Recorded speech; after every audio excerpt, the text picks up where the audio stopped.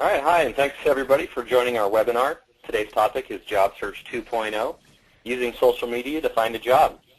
Brought to you today by Yovia and FlexJobs.com. Facebook has been ignored as a job search website, but I think that's a huge mistake. Facebook is the fastest growing social media site in the world. There's over 42 million users in the United States alone. And according to a 2009 demographics report, out of those 42 million Facebook users, almost half of them are between the ages of 25 to 55, and that's the fastest growing demographic. So these are not high school students that are on Facebook. These are people, and well, high school students are people obviously too. These are employers and people with jobs and people who have valuable connections. Since Facebook was designed to share more of your personal life than LinkedIn, it tends to be more casual and allow a lot more customization. With that customization, you also need to be very cautious. So I'm going to give you some tips on how to turn Facebook into a job networking site. The first thing to think about is content. Facebook allows you to post a lot of content, especially compared to LinkedIn, and I'm going to help you focus on which content is important. The first and most obvious piece of content is the profile picture. Similar to LinkedIn, I would say make sure you have a nice, attractive photo of yourself, fully clothed, and I would get rid of any photos that have pictures of other family members and pets and things like that. The status update is the most important piece of content. Your status update shows all of your friends what you're doing, and it shows up on all of your friends' profiles in real time. So it's important to really use it, leverage it to find a job. Let your friends know you are looking for a job. That's the most important piece of information. They can't help you unless they know. So I would update your status, letting your friends know what kind of job you're looking for and how your job search is going. Humor is always appreciated, obviously. I wouldn't make every single status update about your job search. That will get redundant and people will lose interest. If you post several times a day to Facebook, I would do one post a day about the job search and how it's going. If you only post a few times a week, I would only post once a week about the job search. You don't want to spam your friends, but you do want to let them know what's happening in your life, and looking for a job is a big part of that. You might also consider writing a note on your profile. Notes get ignored a lot, but they're a huge asset on Facebook. They're sticky, and that means that they don't get moved off of your profile the way that the status updates do. Notes get published to your friends' walls, and they often give you more room to write.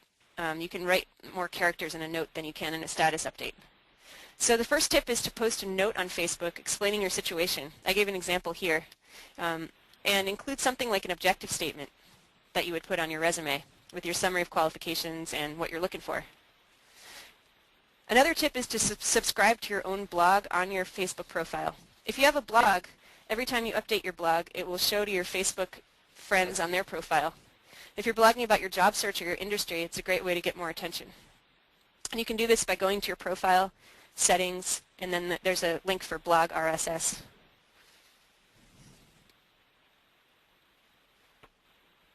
Another place to utilize Facebook for networking and job-seeking purposes are the existing communities on Facebook.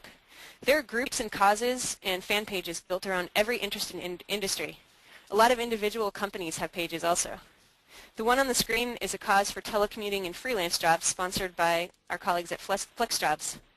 So you can build your network by contributing content, posting notes and links to these communities, and start discussing and adding to the discussion.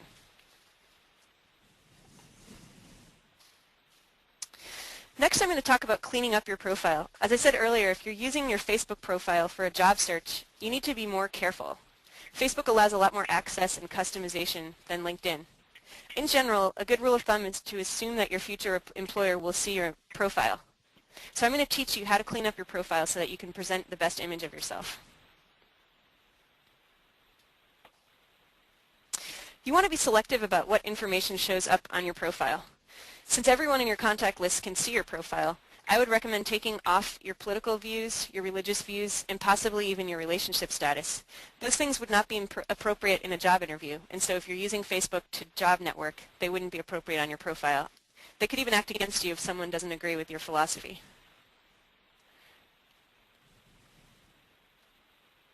Friend lists are perhaps the most important part of protecting your privacy on Facebook. Friend lists allow you to divide your colleagues and contacts into different lists and give access to those different lists. At a minimum, I would suggest having two lists, one for friends and one for professional. Once you have your separate lists, you can decide which lists have access to which information on your profile. A recommended tip is whenever you add a new friend, immediately add them to one of your established lists. That way it doesn't get unmanageable and you know that everyone is into these two lists.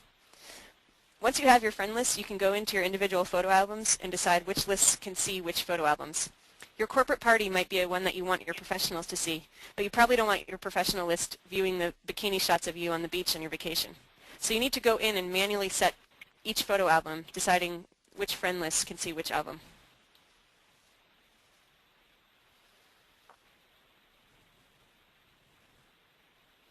I'm going to talk about privacy settings next.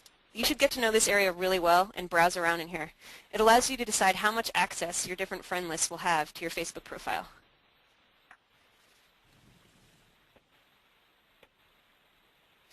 Now I'm going to talk about tagged photos. A tagged photo or video is a photo that one of your friends uploaded onto their profile, and then they tag you as being in that photo. And this is where Facebook can be really unfair.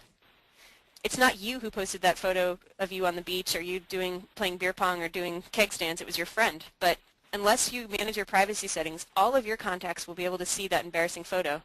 All of your friends' contacts will be able to see that embarrassing photo, even though you were not the one who put it up on Facebook.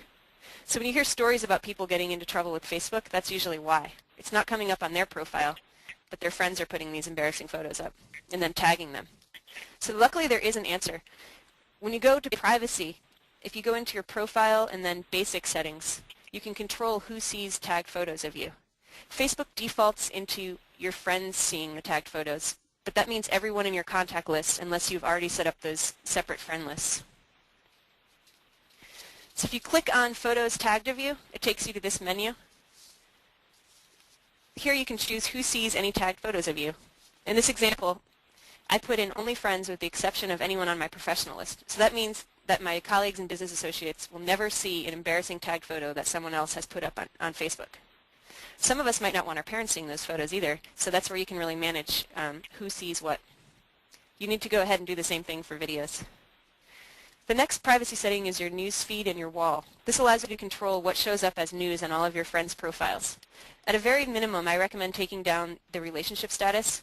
If you don't unclick that little box, every time you change your relationship status and you break up with someone or you start dating someone or you get engaged or you get divorced, it'll show up on all of your friends' walls.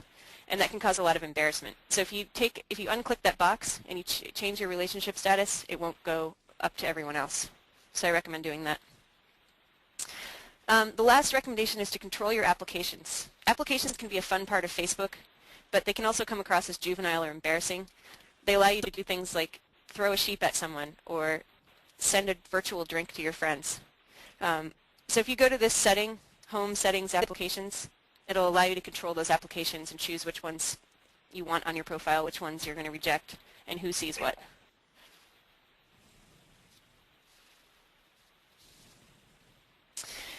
There are some applications that I actually recommend if you're going to use Facebook to network and job search, so I'm going to talk about a few of those very briefly.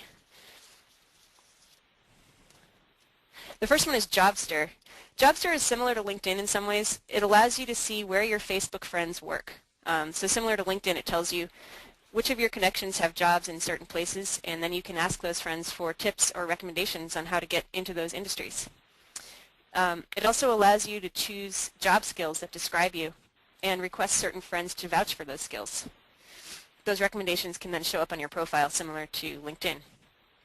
You can also post an online resume on Jobster. It's not on Facebook, and they'll give you a personal URL for your resume that you can send to employers.